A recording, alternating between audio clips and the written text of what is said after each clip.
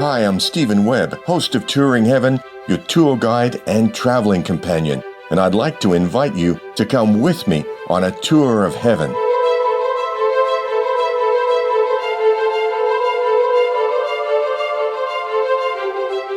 This tour begins what you might think of as a new level in an upward spiral, increasing our understanding of what makes heaven different from our physical level of earth. In our first 12 tours, you learned a lot about the etheric levels of our planet. In our next series of visits to the Masters in Heaven, there's more to think about, more responsibility for being privately interactive with the Holy Spirit during your waking hours.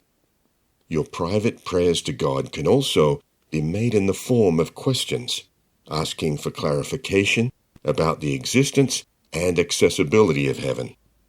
Ask, and you shall receive.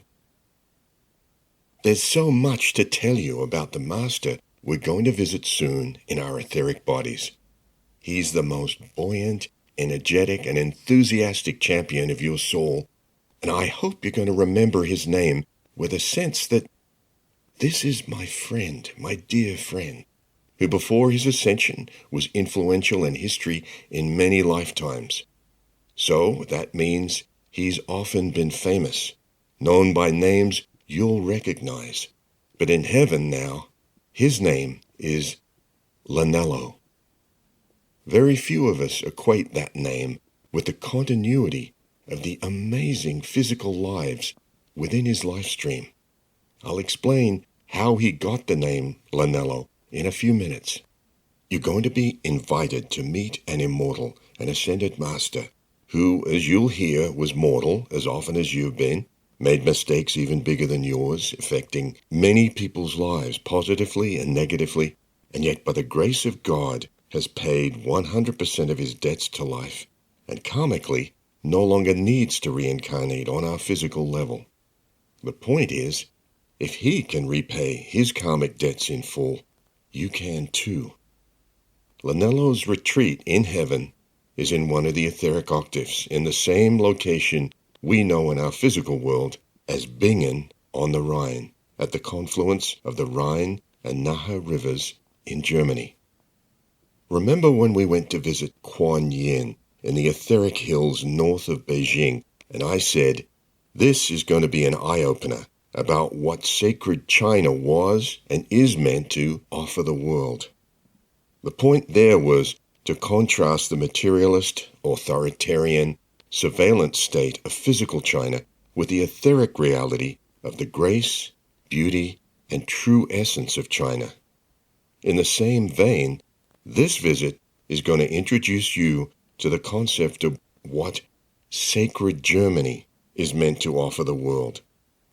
We've seen the dark side co-opt the light bearers of Germany into centuries of civil wars and 2 world wars in which tens of millions of German people were among the victims. There is a divine purpose for the people of light in Germany as a true and holy aspiration. God's vision of the physical, rising to the level of the etheric, will become reality. To gradually accomplish this, the qualities of heaven have to be imported through us reverently into our behavior, devotion, and service.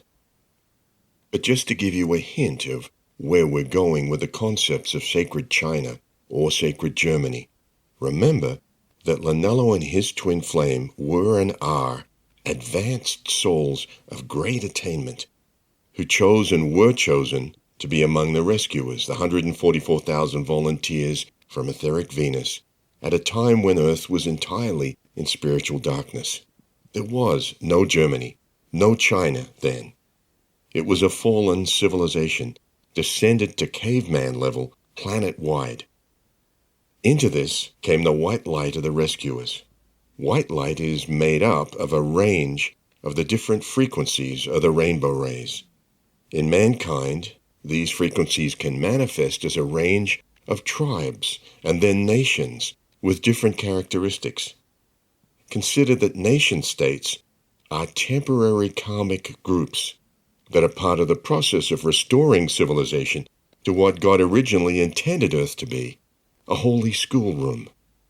But before we get on our way, if you haven't heard the introduction episode of Touring Heaven, now might be a good time to skip back there for an orientation, so you understand how we each get to visit heaven in our etheric body. Our preparation always begins with prayer to the holy angels, to Jesus, Archangel Michael, the I am that I am, for uninterrupted, safe passage in our etheric or soul memory body to our destination and back to our sleeping mental, emotional, and physical bodies at home.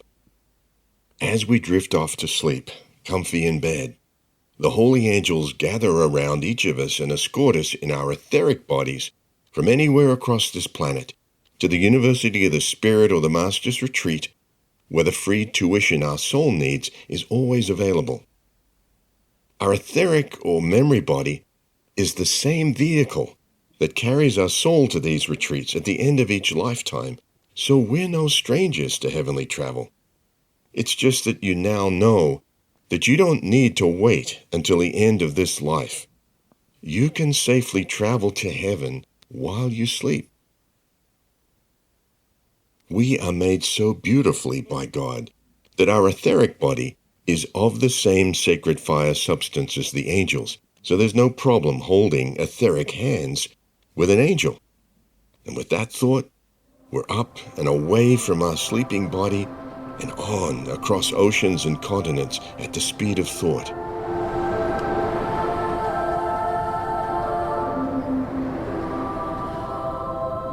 And there, below us through layers of clouds, are the rich green forests and meadows of a part of heaven we think of in our physical world as Germany.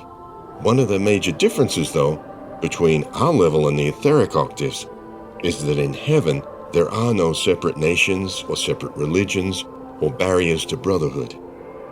At a lower altitude, we can see Lanello's retreat. It's a large classical mansion on a series of luminous garden terraces on high ground overlooking the River and a major bend in the much larger Rhine River. In heaven, colors of the trees and flowers are iridescent, so much more vibrant than in our world, because the oscillation of the electrons at the subatomic level is closer to the speed of light. Our physical eyes are designed by God to only see the visible spectrum, red to violet. But well beyond violet, our etheric sight is attuned to a far higher frequency, perfectly able to see angels and masters in their retreats. Some distance from the elegant lines of the mansion, there's a series of interconnected gardens, playground of fountains, lawns designed as outdoor art, and dazzling floral displays, all overlooking the intersection of the rivers below. There's a sense of contentment here.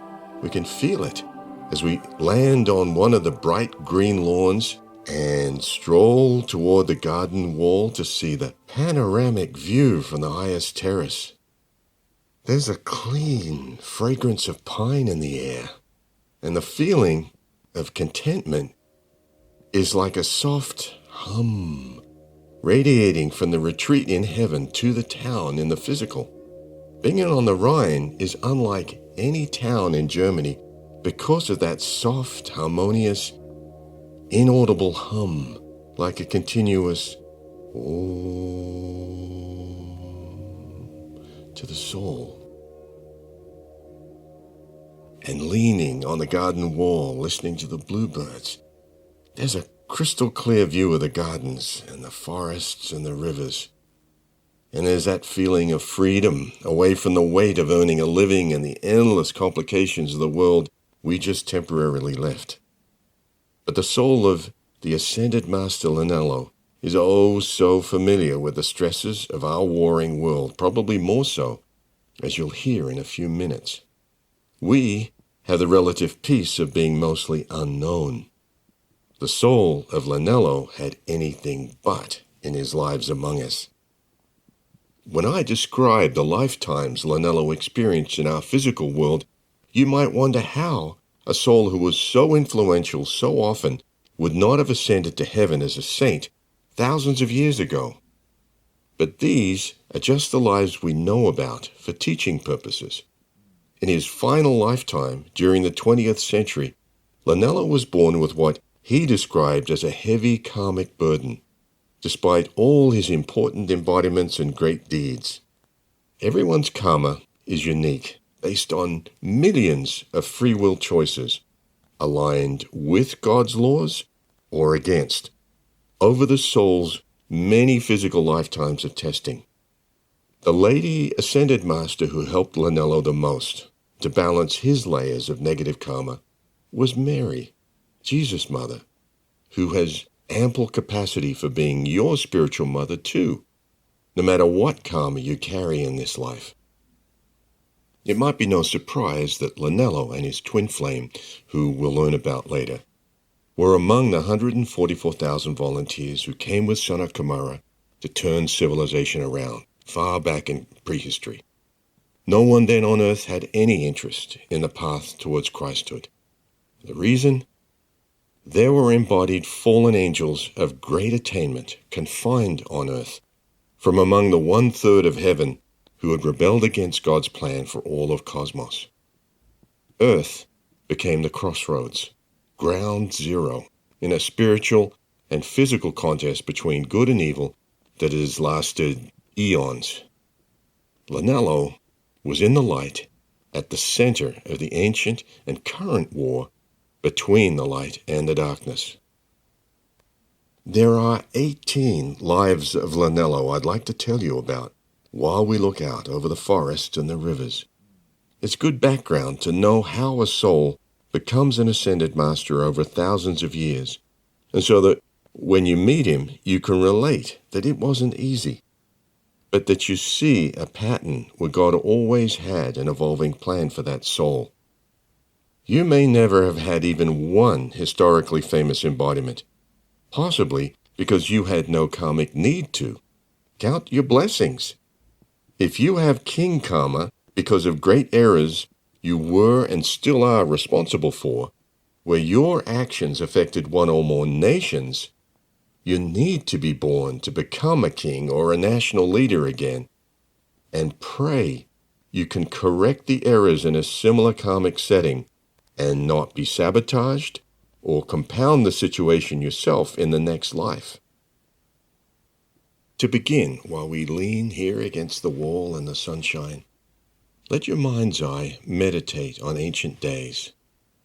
We don't know about any of Lanello's lifetimes on the sunken continent of Lemuria, but we do know a little about 2 lives on Atlantis. One was as a prominent priest, a master of invocation of the light, in the Temple of the Logos in the capital, Kaifool. The second was in the last years of Atlantis as the unpopular, politically incorrect prophet Noah. During Atlantean times, the crystal cord or tube of light between our God presence and our soul was up to 9 feet wide, and so people lived much longer. Noah was among the very few who had not rebelled against God during those corrupt times. And when he received the prophecy of the coming flood, the final sinking of what was left of the continent of Atlantis, Noah endured 100 years of public mockery, character assassination, before the purpose of the ark was realized. After the fall of Atlantis, the crystal cord of light between us and God was greatly reduced for everyone, so that the misuse of God's energy would not result in yet another round of karma-driven cataclysm. Lanello's next known embodiment was in ancient Palestine as Lot, the nephew of the patriarch Abraham. Think about Lot's life as an analogy for everyone, getting out of the fallen angels' decadent cities of Sodom and Gomorrah by divine intervention, and for his long-term soul relationship with his spiritual teacher, El Moria, who was embodied as Abraham. Then came a prominent life of mostly good karma. Around 1300 BC, Lanello embodied in ancient Egypt as the pharaoh Akhenaten, also known as Amenhotep III. His queen was Nefertiti, his twin flame. Akhenaten broke away from the doctrines of the polytheistic fallen priests of Egypt and built a new palace and capital city at Amarna, far away from the dark priests' influence. He became the first monotheistic ruler in history, worshipping the one God, who he depicted in drawings as a sun, extending the divine presence to man as rays of spiritual sunlight. Akhenaten and his queen were murdered by an army general on behalf of the priests, who ensured the succeeding pharaohs returned to earthbound animalistic worship. But Akhenaten's effort to represent God as the one divine presence was not lost on heaven. After that life, the soul of Lanello and his twin flame were granted an etheric palace, a sanctuary in heaven where the fallen ones couldn't find them. It was at that time, around 1300 BC, that the retreat in the etheric, vibrating much higher than the forests around the physical area of Bingen, was established in heaven by God, as a continuation of the divine sponsorship that had supported their rule in Egypt. There was no Germany at that time in the physical, only continuous forest and small clans of hunter-gatherers. But in ancient Egypt, there were many thousands of people of light who had supported Akhenaten and Nefertiti. Where did they go when the dark priests retook Egypt? There has been a special relationship in the light radiating around Bingen since then for those who could recognize it. Many of the light-bearers of ancient Egypt have reincarnated again and again in the nation of Germany in this and in previous lives. The details of Lanello's next known life are unclear, as descriptions of his life and works as the Greek fable-teller Aesop came from oral traditions. It's likely he was from a Greek island and lived around 620 BC to 560 BC. But more importantly, his cautionary tales using animal characters tapped into such a wellspring of timeless wisdom that his stories have inspired embellishments and variants for more than 2,500 years. We'll also see soon how Aesop's canny insight into human nature became stored wisdom that he built on in future lives. How did he create these amazing morality tales to teach people about inordinate desires and their consequences when everyone knows that animals can't talk? Remember, Lanello was, like the other rescuers, chosen for his great attainment and compassion for humanity. But, like Akhenaten, Aesop too was murdered, quite possibly for his observations about human nature that were a little too close to the bone. The next life we know about began about 500 years later. Lanello's soul was born in Roman Palestine and grew up to become Mark the Evangelist, a young contemporary of Jesus. His mother was a devoted disciple of Jesus, and as a boy, he witnessed the Last Supper. Mark was raised as an Essene. He was well-educated, well-spoken, and he was chosen to be the Apostle Peter's scribe. He also assisted the Apostle Paul in Antioch. His attunement with the upper room or non-public teachings of Jesus gave him a profound understanding of God's new dispensation of forgiveness by grace, as distinct from the Mosaic law of an eye for an eye. Mark the Apostle founded the first Christian church in Alexandria, Egypt, and again, like Akhenaten and Aesop, Mark was murdered. About 100 years later, the soul of Lanello reincarnated in Alexandria, Egypt, near the scene of the crime, and he became the prolific Christian scholar and theologian Origen. Picking up from where he left off as Mark, Origen produced more than 2,000 scrolls on Christian spirituality and has been described as the greatest genius the early church ever produced.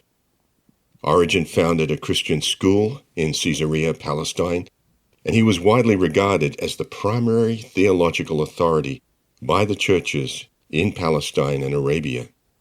And then in the year 250, Origen was arrested during Roman Emperor Decius's persecution of Christians. You guessed it, Origen was tortured repeatedly by Roman agents and died 3 or 4 years later from the lasting effects of his injuries. Okay, looking at your expressions, let's just take a break from these horrible life endings for a while and head on down through the gardens toward the smaller river so we can see a bit more of the retreat. Down there through the pink and white flowering trees, I can see swans on a pond and azaleas, and I think I see roses around the banks. We're kind of spoilt for choice with all these pathways, but this one looks like it'll get us there. Oh, this is beautiful by the pond. Take a seat on one of these big benches. The swans, as you can see, are very friendly. Look at them. They know they're beautiful. So regal, the way they turn, and you can tell they're happy we're here. See? You can pet them. And then they're off, showing you how fast they can swim. They're like children. Now, look up at the dozens of tiny white lights around the pink flowers on the trees at the other end of the pond. Look at the glow in the sky behind the flowers. In this case, they're not elementals, and they aren't exactly like the blue angels who brought us here. They're seraphim, waiting to see if you'll notice them. They're a special kind of angel, totally devoted to you. Because you're in your etheric body, you can see them. Their specialty relates to the divine quality of purity. They can change size in an instant from as large as a city to as small as an electron, and they can go through any substance or energy between the electrons and along the wavelengths in your memory. And like all of the angelic kingdom, they can only act if you ask for their help. If you pray for purity to increase in yourself, they can adapt just like microscopic laser beams of etheric purity. They burn through the electronic records of impurity in you. Just the records you're most ready to let go of. Do this every day and you're less and less human and more divine. The purity of God created you, and you can gradually return to the divine intent of what you are meant to be. There are lots of prayers to make the quality of purity yours. You can invite the seraphim to purify the records you too may have in hidden memories of traumatic events from lifetimes ago. Even if you don't consciously remember those lifetimes, the memories can still resonate and affect you in this life. Now here's a portion of a prayer you can say in heaven, and even when you're awake in the physical world. When I say, I am, all caps, this is the name of God. I am that I am. It was given to Moses and spoken by Jesus. I am the way, the truth, and the life. In that holy context, I am purity means God in me is purity. Here's an example right here by the pond. In the name I am that I am, in the name of my holy Christ self, I call to the seraphim of God. Open the door to purity. Open the door to purity. Let the breezes blow and trumpet purity over the sea and over the land. Let men understand the voice of cosmic Christ's command. I come to open wide the way that men without fear may ever say, I am the purity of God. I am the purity of love. I am the purity of joy. I am the purity of grace. I am the purity of hope. I am the purity of faith, and all that God can make of joy and grace combined. Lord, I am worthy of your purity. I accept this made manifest right here and now, according to the will of God. Amen. And that's the permission the seraphim needed. Seraphim have the mind of God and go straight through those old memories, baggage we don't need or want anymore. And what's so amazing is that they leave a trail of purity inside whatever they pass through. So for about 24 hours, you have this residue of purity in your memory or your emotions. Enlightened self-interest would suggest you pray for purity every 24 hours. Makes sense here in the etheric, No guarantee you'll remember in the morning unless you ask for a reminder. So, while we're here with the swans, let's pick up where we left off talking about Lanello's life stream. And then, in a few minutes, we'll head down to the banks of the etheric Rhine. Now, last time, we were at around the year 250, the end of the life of Origen, the great Christian writer and theologian, an exponent of how God's mercy and opportunity works through the justice of reincarnation. The Roman Emperor Decius didn't want any of that reasoning, mercy, or purity in his empire. So Lanello's soul rested and studied here in heaven and at the retreats of his sponsoring masters after his life as Origen. From the etheric retreats, the masters pointed out that the time of Decius and all of the Roman Empire in the physical world would come to an end, and a great opportunity would be made available to the people to avoid chaos and anarchy as the empire fell. And being a team player among the ancient rescuers, the soul of Lanello re-embodied to meet the need of the times in the physical about 150 years after Origen's passing, in Roman Gaul around the late 300s, to be tested as the historical knight Lancelot. Like Aesop, Lancelot's actual life story was embellished many times over by fiction writers centuries later. But what we know is Lancelot was born into uncertain times during the closing decades of the Roman Empire. He left decadent Gaul and crossed the Channel to serve the historical King Arthur after the Roman legions had been reassigned from Britain to defend Gaul against the invading Huns in 410. To the west, in Britain, King Arthur and Merlin's vision was to preserve the platform of the best of Romano-British civilization against neighboring warlords and Saxon invaders, preventing a freefall into anarchy. This platform was about more than chivalry and good order. It was an esoteric, mystical Christianity, represented by the search of the spiritual nobility for the Holy Grail.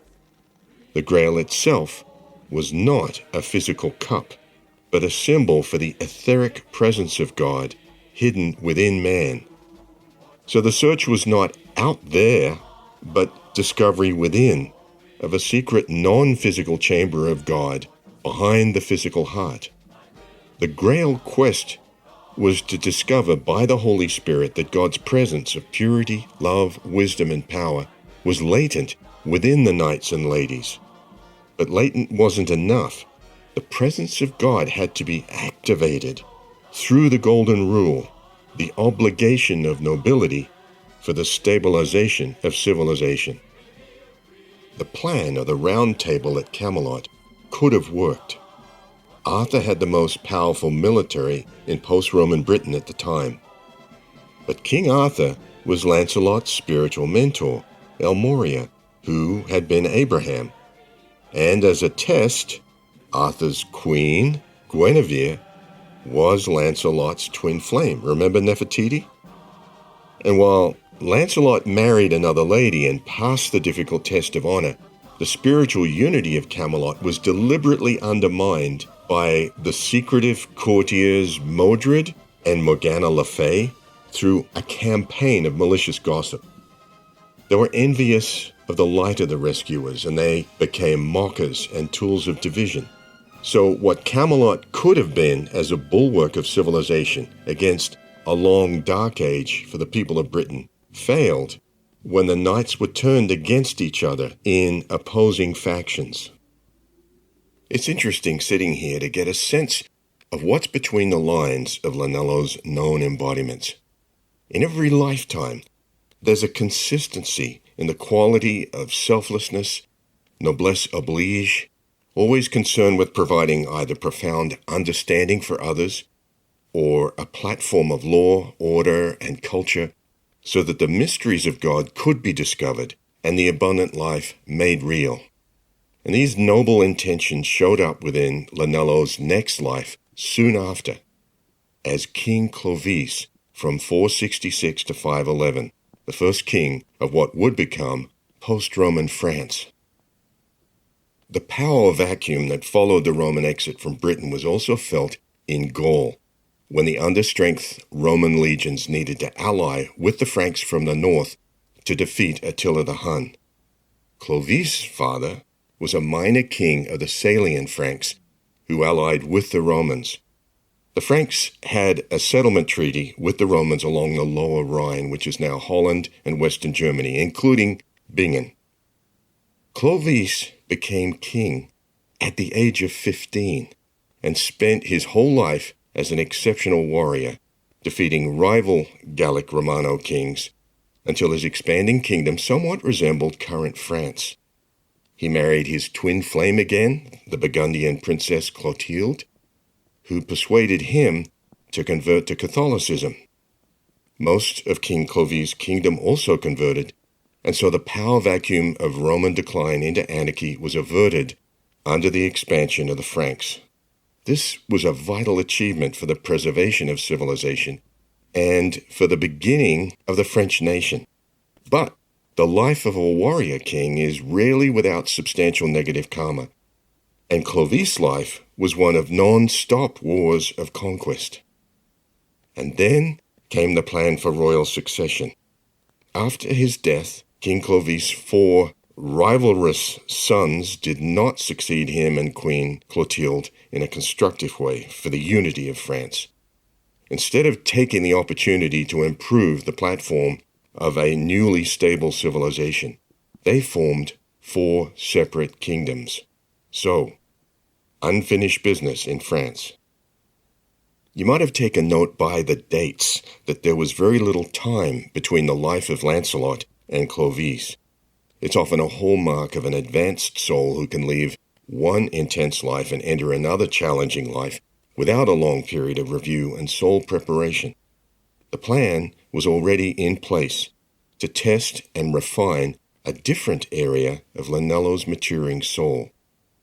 This was the case with Lanello's next life, blending his attainment in spiritual insight and physical discipline with that of an exceptional teacher, warrior, and fearless traveler. So, look up at the light of the sun through the leaves of the trees and contemplate the intense determination and vision in 2 lifetimes, Lancelot and Clovis, to prevent anarchy and division.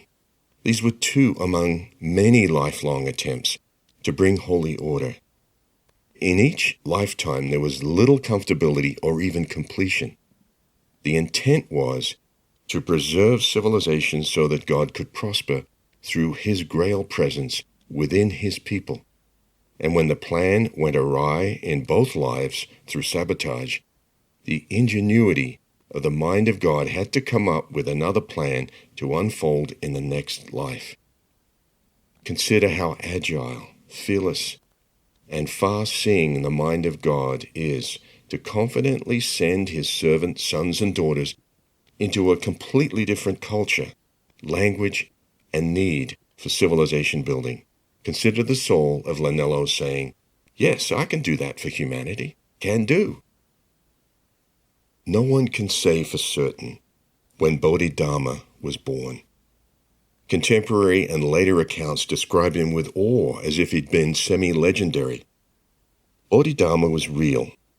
It's likely that he was born into an upper-class Hindu family in southern India, possibly around 520, converted to Buddhism, and then traveled by sea to China as a monk, where he attracted disciples, and he became a great spiritual teacher.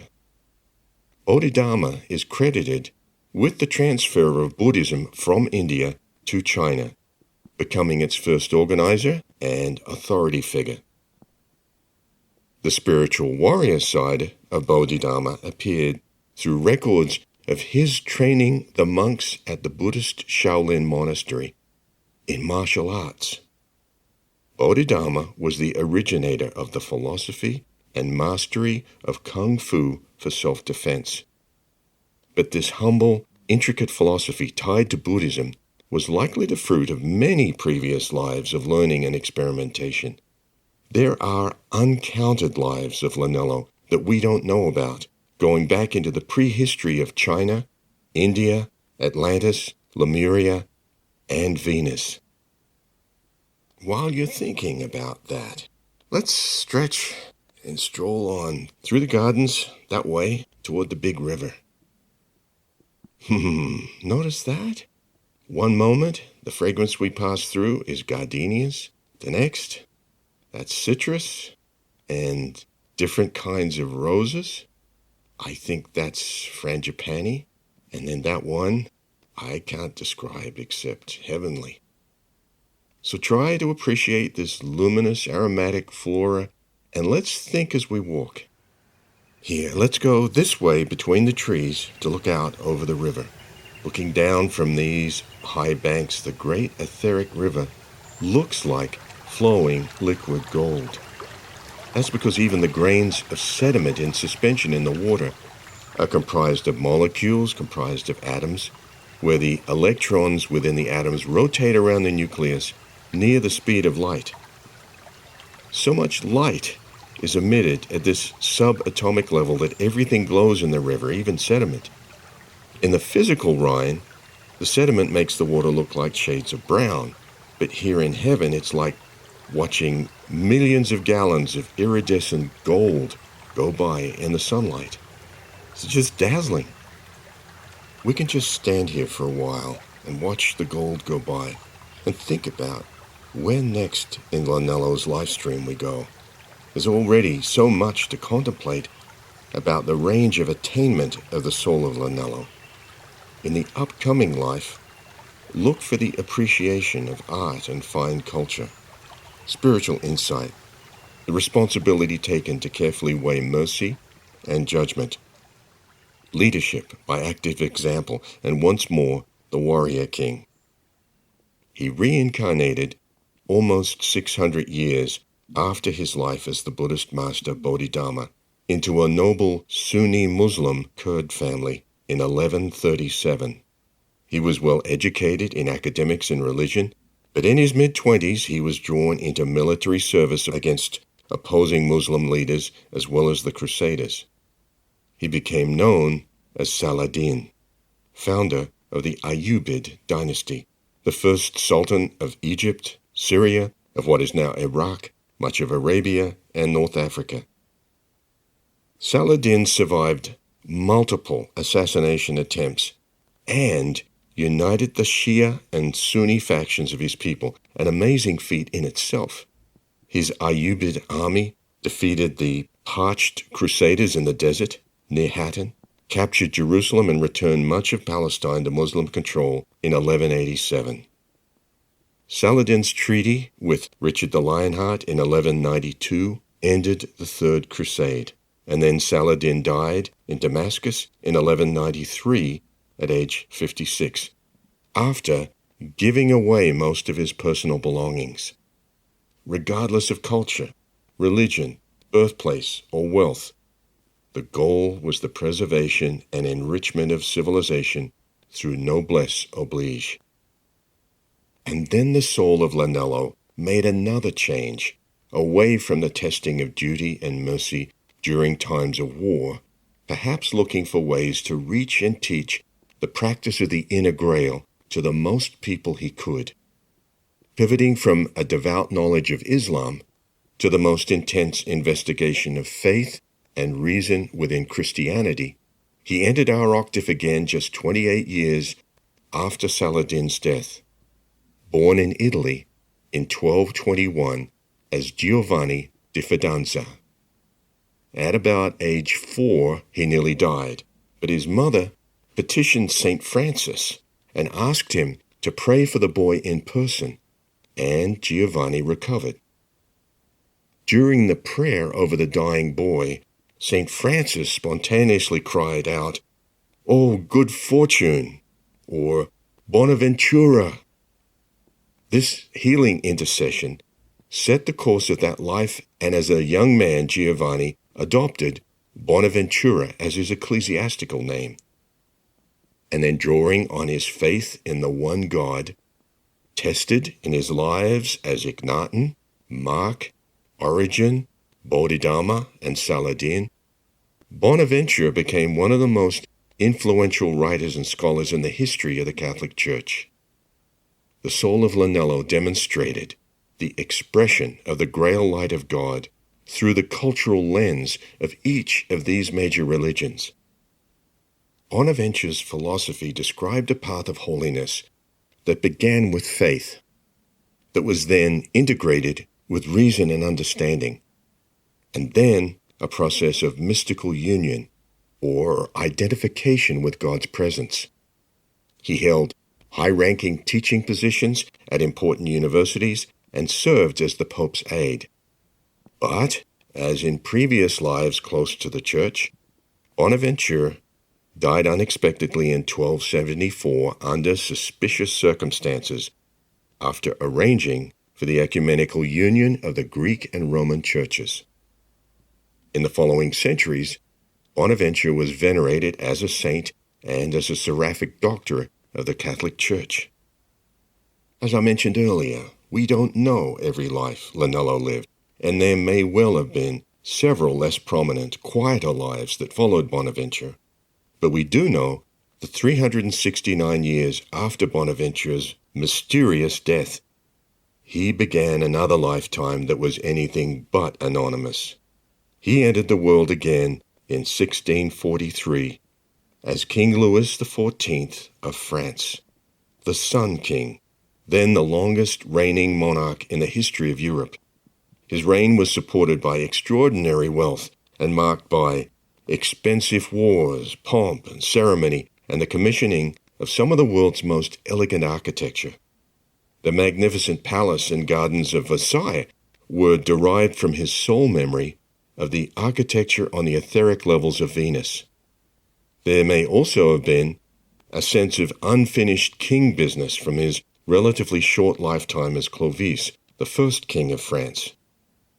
The extravagance of Louis XIV's long reign may have been karmically costly to Lanello's soul because his subsequent lives were never endowed with such wealth and unchecked authority.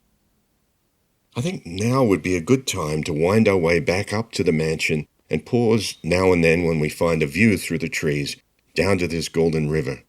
I can talk as we walk uphill. So, where does a soul decide to serve after a long, regal life like Louis XIV? Well, we have no exact dates for the next two lives that Lanello experienced, but they were both set in much humbler circumstances, as if his soul knew he had to return to more engaged service face to face with his people. It was such an extreme about-face, away from anything to do with the wealth of the world, that when he entered life again, it almost seemed calculated to be the complete opposite of the extravagance of Versailles. Around the Great Lakes in North America lived the Iroquois nation, a proud hunting culture that was in disunity and great danger. All we know about Lanello's life as the Iroquois chief Hiawatha came from his sole memory of that time, as remembered in a subsequent life we'll see in a few minutes. As in previous lives, in the Iroquois experience, there was a return to deep engagement with his people, a reasoned and impassioned appeal to them to unify against a common threat, the encroachment of American westward expansion. There was also the intimate connection with the Great Spirit and the role of messenger, counseling the setting aside of petty differences in favor of unity and a warning against egotistical pride. But the Iroquois, like those in Camelot, fell into argument, and the union of the people of the Great Lakes was not sustained. The one consolation? Here again, in the Iroquois sunset, there was the presence and comfort of Lanello's twin flame, who, in that life, was known as Minnehaha. They were together again in the next life, but only for a few minutes, also under dire circumstances. We know that this was a humble life, serving the people in France as a traveling priest, sometime in the 1700s. On one of the priest's stops in an unknown French village, he was asked to give last rites to a woman who was very close to death. It was his twin flame. She'd never seen him before in her village, but knew intuitively who he was the moment he bent over her to pray. She'd lived a mundane peasant's life, but as she looked into his eyes, she had an epiphany, realizing she'd frittered away the years she'd been given and could have done much more with her life. Her last words in confession to the priest were actually addressed to God. "Oh, opportunity! Or God, give me another chance." Let's pause here for a moment and look at the view. Look at the light in that river. Heaven and earth exist on different frequencies on this one planet. You may be wondering how Lanello could have left this beautiful place between lives to go back to the physical for a life where the people were so dense they wouldn't listen to the news that the Holy Grail was an ember, even the fire of God within them. Instead, they would mock, murder, betray, and intrigue against even the noblest efforts to impart the secrets and power of the inner Grail. One answer, as we learned from Saint Germain, is that the vision and the determination is always to anticipate the golden moments within the long game. Another answer is the vital understanding that no effort, no matter how noble, can produce anything eternal without the sponsorship of the sons and daughters of God who have gone before you. Sponsorship means these masters willingly take on the accumulated weight of lifetimes of your negative karma in return for a lifetime working the works of God for mankind, and then another lifetime and another. The long game is the great bargain of deferring payment on your karma in an extended partnership with the masters. They plan the multidimensional spiritual chess game we can barely glimpse, and they only accept victory. The long-term certainty of victory is why you would leave this paradise for another round of service back in our dangerous and difficult world. We'll go on up through these woods here, and I'll explain the next interesting change of life setting as we walk. Lanello's subsequent chance at life was fully dedicated to teaching and creativity, far more so than the Iroquois leader or the itinerant French priest. But there was still no escape from the mortal realities of our world.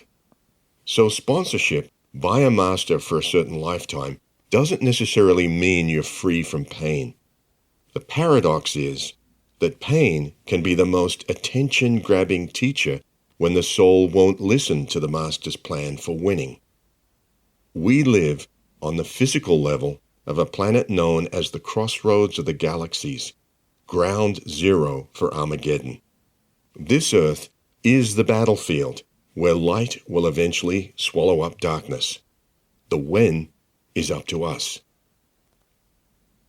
Lanello's soul was born into the United States in 1807 as Henry Wadsworth Longfellow, became a college teacher of literature, an abolitionist, and then, unlike so many poets, was appreciated as America's most popular poet while he lived. A friend described him as absolute sweetness, simplicity, and modesty. Many of his poems were derived from historical events or mythology, but one, the Song of Hiawatha, was a journey back into the Akashic records of his own soul memory. And while the poem was among his most commercially successful on the personal level, it was an exploration of the sponsored prophetic gift from an earlier life, a timeless warning to any nation divided by pride, argument, and selfishness. The gentleness and poetic creativity in Longfellow's life would reappear in his final physical embodiment. But as in preceding lives, Longfellow experienced personal tragedy. His first wife died young of a miscarriage. His second wife died of burns when her dress caught fire. His sister died young of tuberculosis. His first daughter died at just over a year old, and his son was seriously wounded during the Civil War. These were devastating events that affected his health and his ability to write. He was concerned at times that he would go insane with grief and that he was, quote, inwardly bleeding to death. For the American public, though, he was theirs, the people's poet, and he died wealthy, celebrated, and surrounded by family at age 75, for a change. This little pond here looks like a good spot to take a break and sit on the benches for a few minutes. That trickle coming through the rocks and bushes is a spring from the hill behind the mansion. Now, to pick up again after Longfellow's passing, Lanello's soul's journey doesn't end there with the outward appearance of success. The pyramid of Lanello's contribution to civilization was not yet complete. An even more demanding opportunity was then offered by God to test the soul of Lanello. The upcoming stakes and holy purpose were far higher than Longfellow's and meant to shape world history for the better. In the planetary picture at the time, there was a spiritual chess game going on between the light in heaven and the darkness confined to our octave. Lanello was to be one of the key representatives of the light in our world at the beginning of the 20th century. He re-entered our world in 1904 as the Tsarevich Alexei Romanov, son of Tsar Nicholas II and heir apparent to the Russian throne.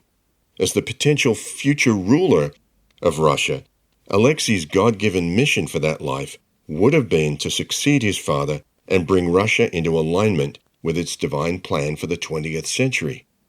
But his father, the Tsar, was an error-prone ruler and was baited, outwitted, and forced by Wall Street-funded Bolshevik revolutionaries to abdicate his throne and Alexei's mission during Russia's military disasters and the Marxist rebellion in World War I. Alexei, aged 13, his 4 sisters, and their royal parents were all kidnapped and murdered by Bolsheviks in 1917. Instead of being able to realize the abundant life through a potential Tsar Alexei, the people of Russia were submerged into the hell of communism for most of the 20th century. Tens of millions of Russians died untimely deaths. To be murdered in cold blood at age 13, to be denied the chance to take on a high-stakes mission for the Russian people of light, along with the soul memories of previous life-ending events, would suggest a soul might opt for a long period of review and healing from the shock here in the Master's retreats in heaven. Not so for the soul of Lanello. He realized that the window for spiritual service through monarchy was now closed in Russia and in the rest of the world. There was great urgency to bring awareness of the grace and abundance available in heaven into physical form before Russia's fate spread worldwide. Mother Mary, appearing to children in a field near Fatima in Portugal in 1917, warned about the global consequences of this setback to the light in Russia. Lanello was reborn into the United States just 1 year later, in 1918, into one of his most humble settings ever, for good reason. It's possible that the Masters and Angels showed the soul of Lanello the karmic records of mankind over the eons. The records showed then and now the same cunning class of Luciferians who had karmically engineered the cataclysms that destroyed Lemuria and Atlantis, murdered Akhenaten and Nefertiti, subverted Sodom and Gomorrah, murdered Aesop, then Origen, crucified Jesus, wrecked Camelot from within, tried to assassinate Saladin and Bonaventure, killed a Russian Tsar, his family, and tens of millions of Russians, and had been destroying or subverting the mission of good people for thousands of years. The global power elite of the wealthiest financiers acted through secret investors in New York, Frankfurt, and London to fund the agents of Bolshevism in Russia and throughout Europe. The Akashic records indicated that the infiltration of embodied Luciferians into every institution in every nation, if not checked, would continue until a new cataclysm, potentially thermonuclear, could suddenly send civilization into another dark age in our time. These worldly elites knew that they were approaching their final judgment, and if they had to go to the second death, they intended to take the planet and everyone with them. The masters we've already visited all knew this equation. They also knew God's law that they could not interfere in our physical octave, even to save us from a dark age, because that responsibility still belongs to us. As in biblical times, the masters can only act as advisors and sponsors of prophets like Moses and Isaiah and world teachers like Jesus. And so, in his final embodiment, the soul of Lanello was born into a modest setting in rural Wisconsin in the U.S. as Mark Prophet, a complete unknown, yet with a higher stakes mission than in any previous life. The mastery he'd gained in all the previous lives would be needed in this one. Although he was sponsored by many masters as their messenger, he was not exempted from a requirement to balance a unique burden of karma from those previous lives. During Mark Prophet's teen years, he was working in the Midwest as a railroad laborer laying steel tracks, when the Ascended Master El Morya, who we met in Darjeeling, appeared in Mark's etheric awareness and offered him the grace of his sponsorship during what was outwardly a period of only a few seconds. Being a devout Christian, Mark rejected the offer as way too far outside his Pentecostal church experience. But some years later, he changed his mind. The mission offered by the Master El Morya, who had lived as Abraham and as King Arthur, involved training at the soul level to take on the same mantle of messenger that was given to Moses for the Aries age, and to publish the Master's teachings as a continuity of the Old and New Testaments for the Aquarian age. Moses had actually etched the teachings of God's grace on the first set of stone tablets. But the Hebrews of that time, with their materialist rebellion, were clearly unready and unwilling to accept the dispensation of grace. Instead, they got basic karmic law, the 10 Commandments, on the second, lesser set of stone tablets. An age later, the grace of God's forgiveness was taught by Jesus, but he also taught that we would do greater works than him, such as preventing a dark age and establishing a self-transcending golden age, the merging of the etheric with the physical. But how? Who could explain that to materialist 20th century America during the Cold War? The Ascended Masters, including Jesus, needed 2 messengers, 2 witnesses, to speak and publish the answers to these questions on their behalf, and for us to practice their teachings by devotion and service. The office of messenger, as demonstrated by Moses, involves the direct transfer of God's light and teaching without personal interpretation.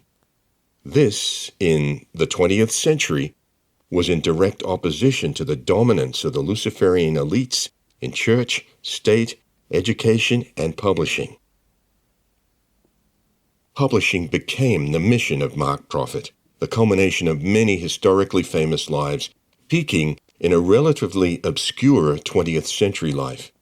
He received the close sponsorship of Mother Mary, Jesus' mother, prompting him in the best use of his time and energy each day to systematically balance every jot and tittle of negative karma possible in the time that was allotted and then extended for him. No surprise, his twin flame found him in 1961 and became his closest assistant and successor messenger for the Masters when he passed on in 1973 with 73% of his karma balanced.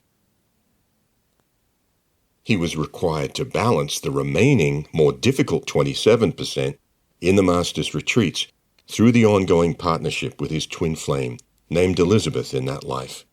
When Mark ascended non-physically, or from the etheric level, he chose a combination of two of his most favored embodiments as a blended thought form, forming his ascended master name, Lanello. The combination of Longfellow's gentle creativity and Lancelot's honor and drive epitomizes the soul of Lanello. And in case you were wondering, Elizabeth ascended, also non-physically, in 2009, with 100% of her karma balanced, proving Jesus' point that greater works could be done, even in the hostile civilization we live in during our waking hours. The works, as you probably know, were in speaking and publishing the Master's words of grace, forgiveness, and illumination for the Aquarian age.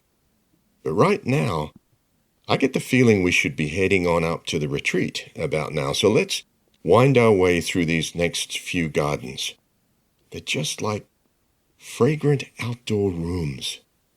If you look around, you might notice some echoes of the gardens of Versailles in our world, that in turn are echoes of the gardens of etheric Venus. They'll always be here for meditation on future visits. But now I'm thinking we have a meeting to attend pretty soon. So as we walk, go over in your mind these last 3,000 years or more of Lanello's physical lives. The story doesn't end here in heaven, happily ever after in the gardens of this retreat. Just as Moses passed the responsibility for establishing God's promised land onto Joshua and the elders of Israel, and Jesus and later saints passed the law of forgiveness onto their disciples, so the torch of Lanello's responsibilities is about to be passed to you. He doesn't have to live in our dangerous world anymore, but you do, and that's why we're going to this meeting. You might ask, how could the responsibility for teaching and publishing something as vast as the wisdom of heaven be given to you when you haven't fully studied it? The answer is to fully study it and to live these holy teachings as a lifestyle. Once you know the teachings of the saints east and west are holy, you embody them in how you think, act, and speak the golden rule. We'll take these stairs up to the balcony up there. I see we're expected. If you look up that way, we'll go up onto a second level. There's a terrace with orange trees and honeysuckle vines. And here we are. Can you smell that? Honeysuckle and orange blossoms blending together. And one more terrace, and we'll go into the vestibule, straight ahead. Look at this. Even the walls glow with light. White, gold, blue accents, all luminous. We can go that way, toward the fireplace. Do you recognize any of the portraits? And white carpet, pristine, like new. Only in heaven. All right, please join me over here where we'll wait for the master. Here come the brothers of the retreat. These masters will help us later. And here's Lanello, the tall, handsome father wearing his luminous blue cape, obviously happy to see us. He's got the vigor, the square jaw and shoulders of a knight, but his cheery brown eyes have that twinkle that says he can't wait to give us a big hug. It's both a formal moment and a moment when it's like, family's here. We're just glad to see him. It's a moment. We've been through a lot. One by one, he holds our hands with a laugh and tears in his eyes. This is Lanello, who's still as fun and quick with jokes as he was in his final life among us. Each of us have known him in multiple previous lives, and so there are a lot of memories between us.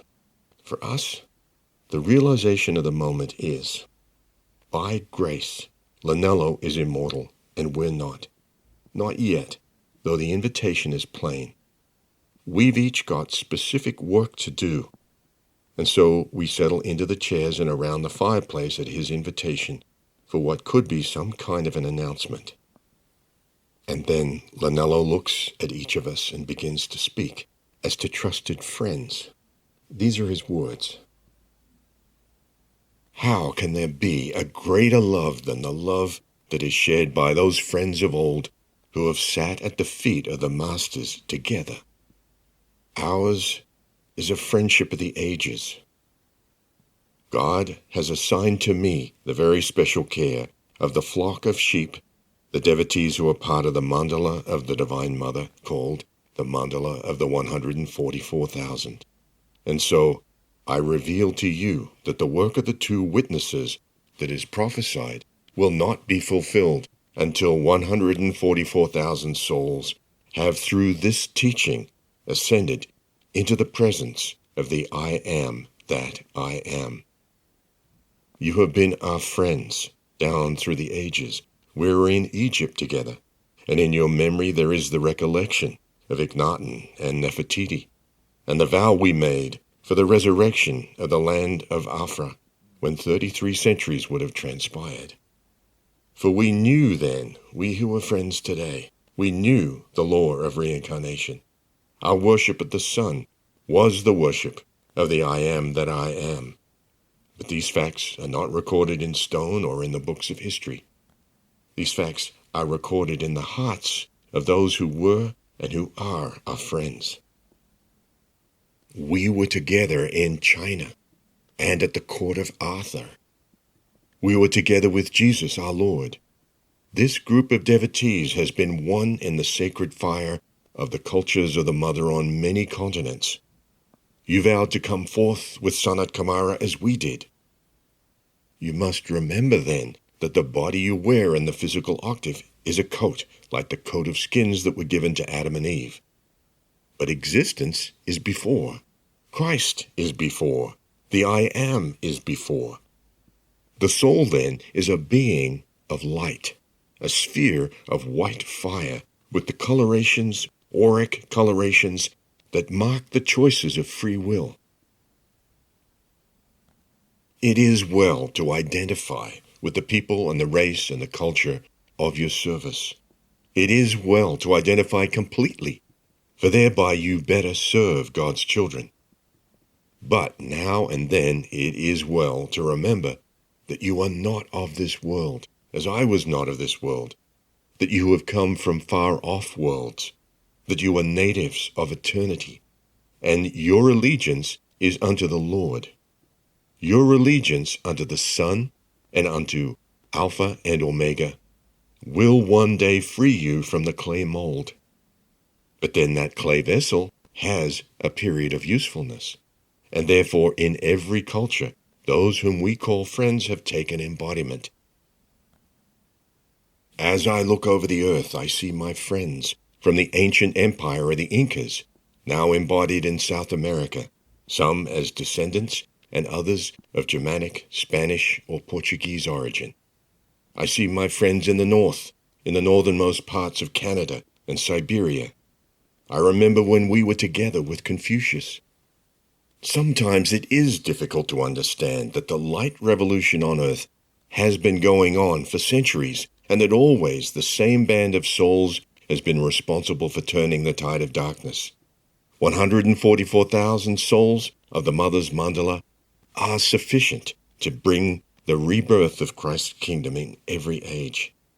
Considering that these souls continue to re-embody and do so with an accelerating momentum, you can see how Moria and Saint Germain and Mary the Mother and Jesus himself have also been embodied in many cultures in many ages.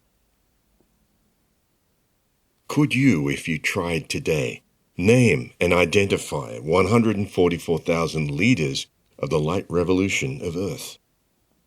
It would seem that there is a dearth of leadership, and it is not because all are not available, but it is because some who have had the responsibility of leadership due to certain conditions of their karma in these last days have actually rebelled against the position of leader.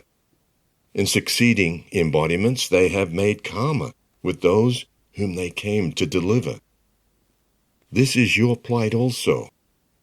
You have mingled with the cultures that you sought to resurrect, and you find yourself balancing karma with the children of God. Now we call once again to those who are ordained to positions of leadership. The hour has come. The hour has come for you to represent the Mother, the Christ, the two witnesses, and all who have ever gone before, who are now ascended, and who therefore cannot take embodiment again to lead the people? Who will tell them of the Holy Spirit and the Ark of Contact?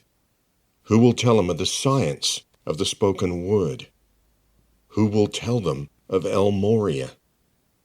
Who will tell them that our God is here and now the law, the virtue, and the song of sacred vow?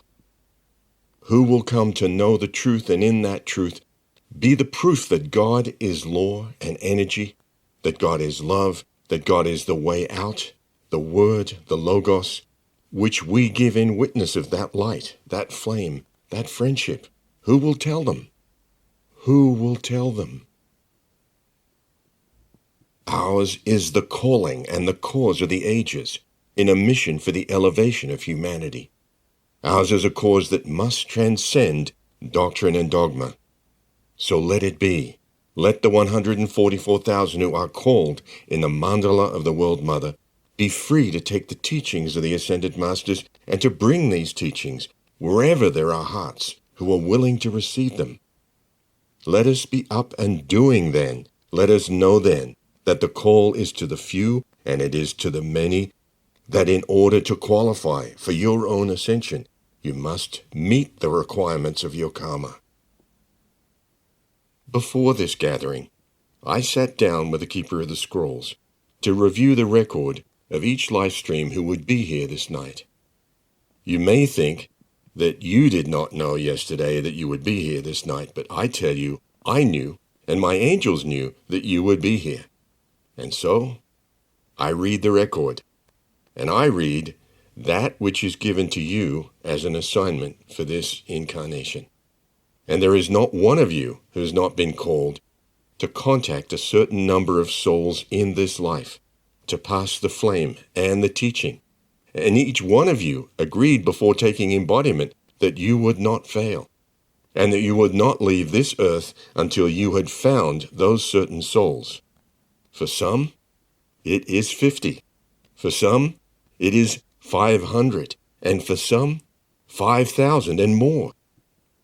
I can assure you that if you call to me and ask me to assist you to contact those souls whom you have pledged to contact, I will help you. I have helped many to fulfill their karma in this age. I will lead you to the faraway places, and I will show you that in your very own neighborhood, as well as across the continent, you can find the souls that have the mark of Christ in this age.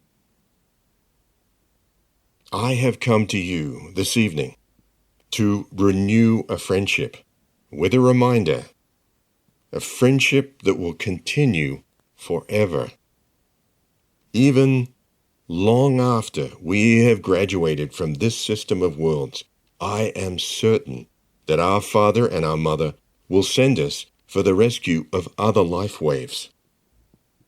And even when there are none left to rescue, there will always be the tutoring of new life and new root races in the initiations of the cosmic Christ. With joy, then, let us move hand in hand across the earth and let our circle of oneness span the planet round. Let us be the unity of nations. Let us be those who will form that invincible avant-garde of victory and of light. Now then, I invite you to stay a while, for we would review with each of you your divine plan. Lanello turns and invites the holy brothers of the retreat, each carrying scrolls, to come forward from the back of the room and introduce themselves to us. At their invitation, we move with them to more private seating around the large room.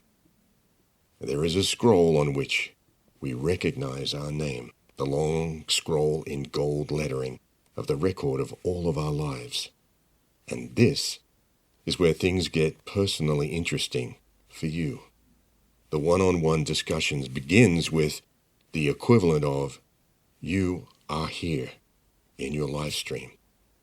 This is what you promised to do in this life, in gold lettering. Ah, yes, I remember. This is what you've accomplished so far. A few minutes ago, we heard a briefing on 18 of the physical lives within an extraordinary but far from perfect life stream, who is now ascended.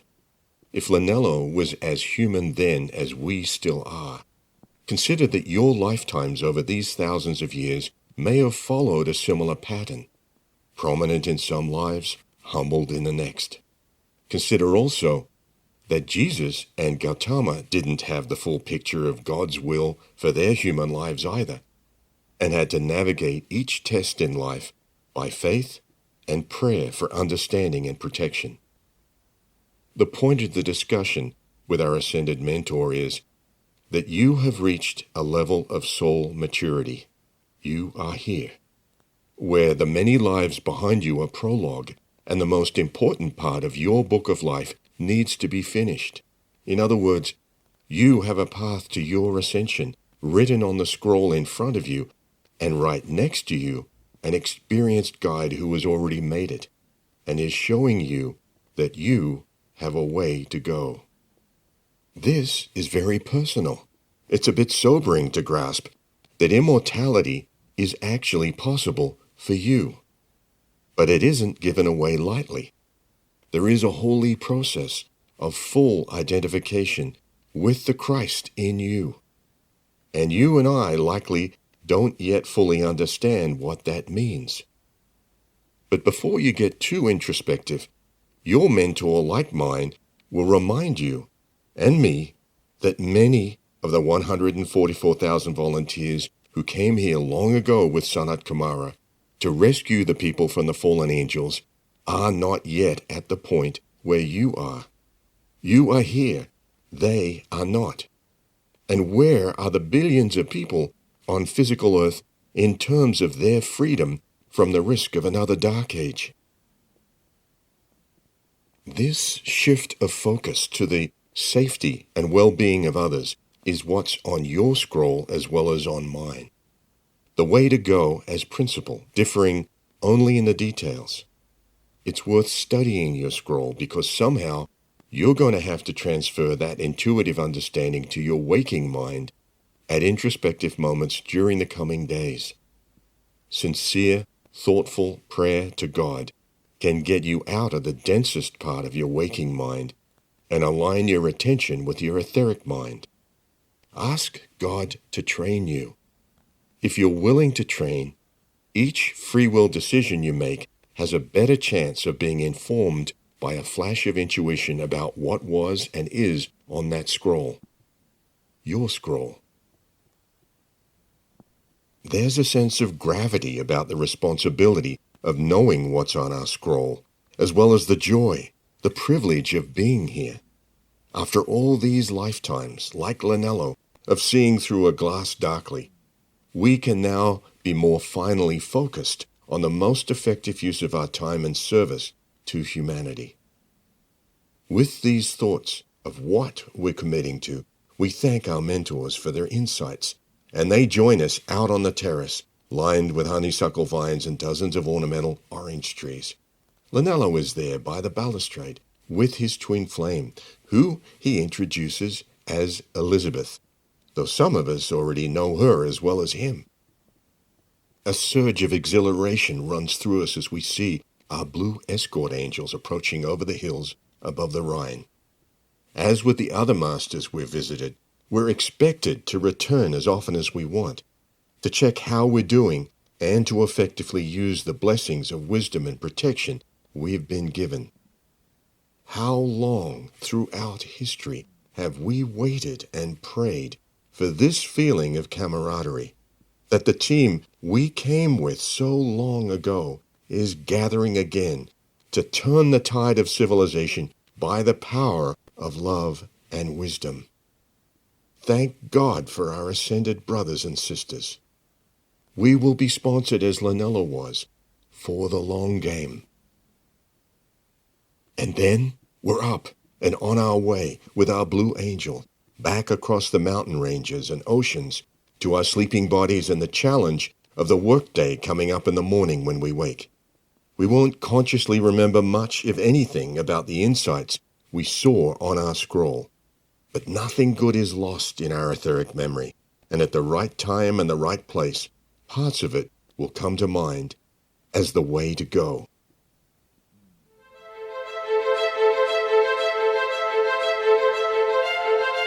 Before you arrive safely back in bed, I should remind your intuition that the reference source or encyclopedia for each of our tours of heaven is, of course, the Masters and their retreats.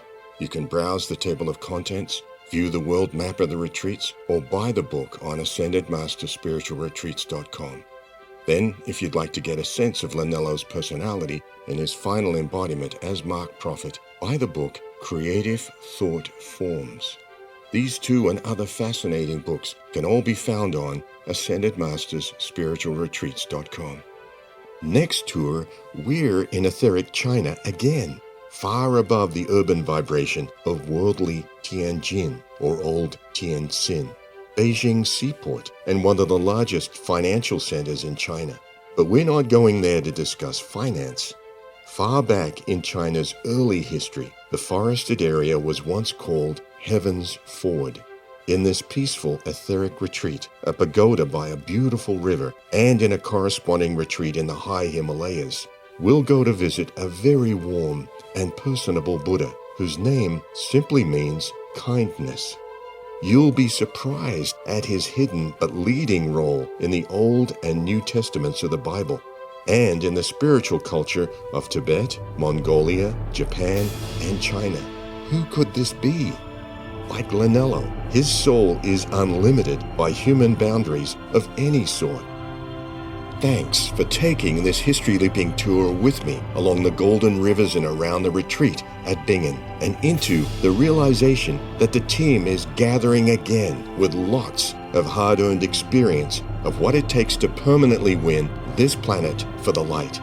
Knowing we're eligible to be sponsored to win the long game, I'm here to say, always victory.